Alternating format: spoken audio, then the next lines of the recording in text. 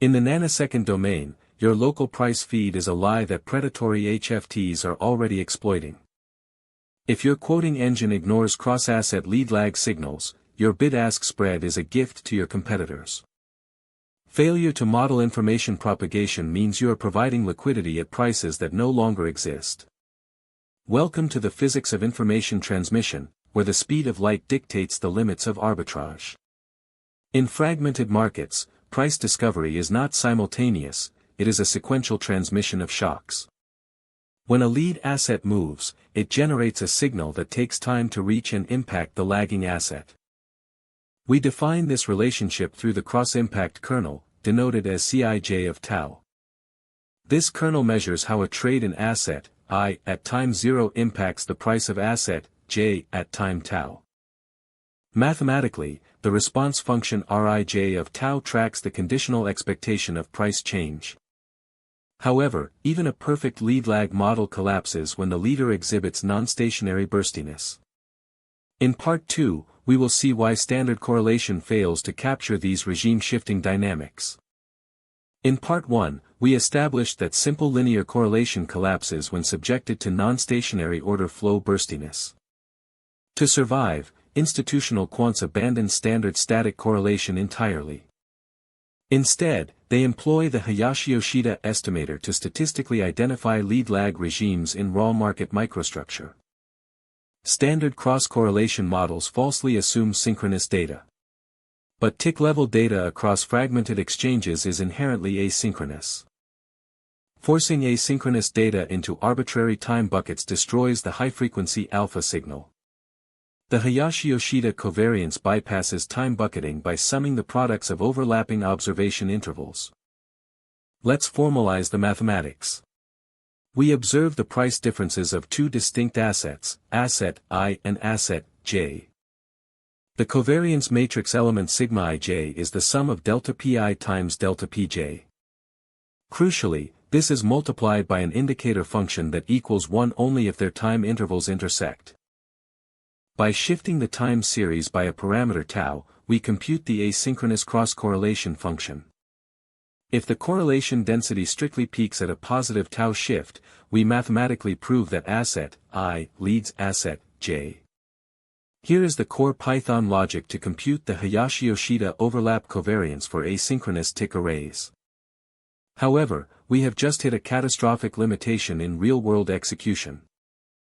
Knowing the directional regime tells us who leads, but it completely fails to tell us by how much.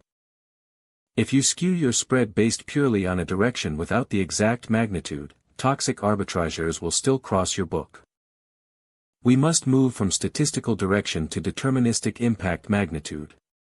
In Part 3, we will derive the cross-impact kernel.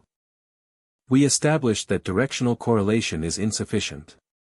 We need the exact, deterministic magnitude of the impact. To extract this, we define the cross-impact kernel, bridging the trade sign in the leader to the price drift in the lagger. Mathematically, the response function Rij of tau calculates the expected price change in asset j. This calculation is conditioned strictly on the execution of a market order in asset I with a specific trade sign epsilon. By normalizing this raw response against the variance of the leader's trade flow, we isolate the pure cross-impact coefficient. Let's translate this continuous stochastic calculus into a discrete, vectorized Python implementation. We align the trade signs of the leader with the forward-shifted price deltas of the lagging asset. Computing the mean of their product over a rolling time window yields our exact magnitude vector. For instance, an aggressive buy in the leader mathematically guarantees a 0.4 tick upward drift in our lagger within 50 milliseconds. But here lies the next fatal microstructure bottleneck. Calculating the deterministic drift is meaningless if your resting limit orders remain rigidly anchored in the order book. If you do not physically skew your quotes faster than the latency arbitrageur can cross the spread, the math is useless. In Part 4, we will engineer the algorithmic state machine to dynamically skew your spread based on this kernel. In Part 3, we derived the deterministic magnitude of the cross-impact. But knowing the math does not protect your inventory. If your resting limit orders remain static, latency arbitrageurs will simply pick you off before the price formally updates. The engineering solution is algorithmic skewing. We must proactively relocate our liquidity. When the leader asset prints an aggressive trade, we instantly inject the cross-impact kernel into our reservation price. Mathematically, the dynamic mid-price becomes the current fair value plus the product of the cross-impact coefficient and the trade sign. If the leader prints a massive buy, our engine immediately cancels the passive ask and shifts the entire spread upward. This asymmetric skewing defends our short exposure while simultaneously positioning our bids to capture the lagging momentum. Let's architect this low-latency quoting logic in Python. We deploy an event-driven loop that listens strictly to level 3 market buy order data from the leader exchange.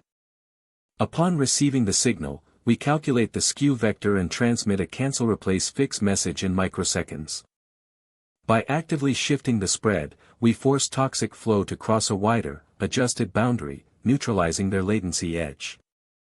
However, this flawless software architecture relies on a dangerously naive assumption.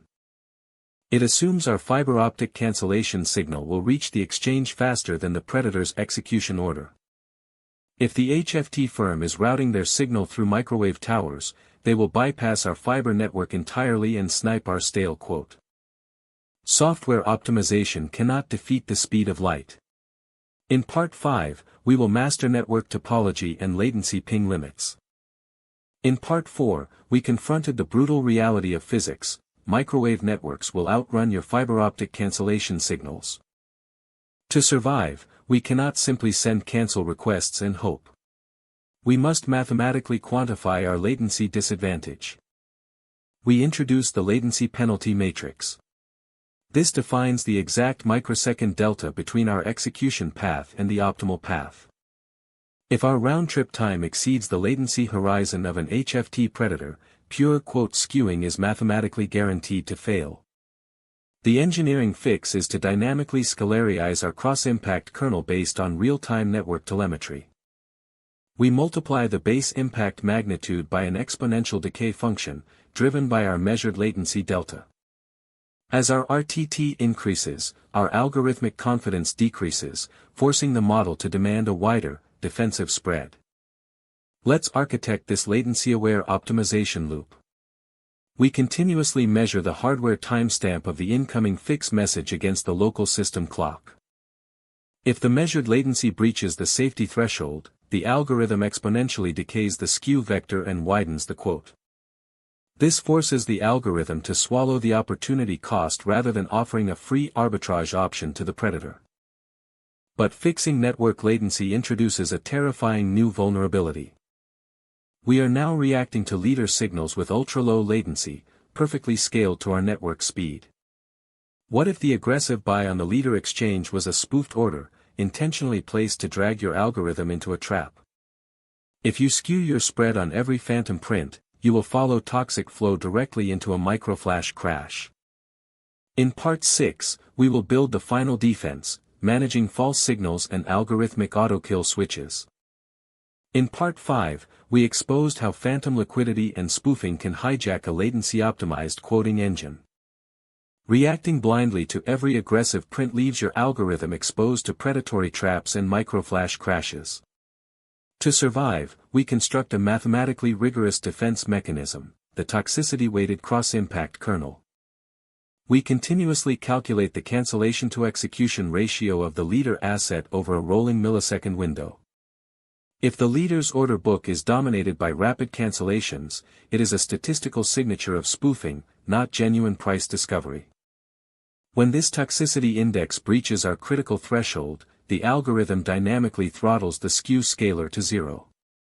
Furthermore, to prevent our inventory from being decimated during a structural liquidity vacuum, we implement an absolute autokill switch. Let's formalize this defensive state machine in Python. We inject the toxicity index into our event loop. If the threshold is breached, we cancel all resting orders and enter a passive cooling state. This algorithmic circuit breaker protects your capital, but it introduces the ultimate engineering paradox. An auto-kill switch executed in software is still bound by the operating system's kernel scheduling and context switching. During a flash crash, the deluge of millions of toxic market data messages will overload your CPU cache. Your software kill signal will be delayed in the OS queue until it is too late. To transcend this, you must move to bare metal FPGA. Thank you for joining this masterclass. If you want to survive in the algorithmic trenches, subscribe to the Omnicast network, like this video, and stay rigorous.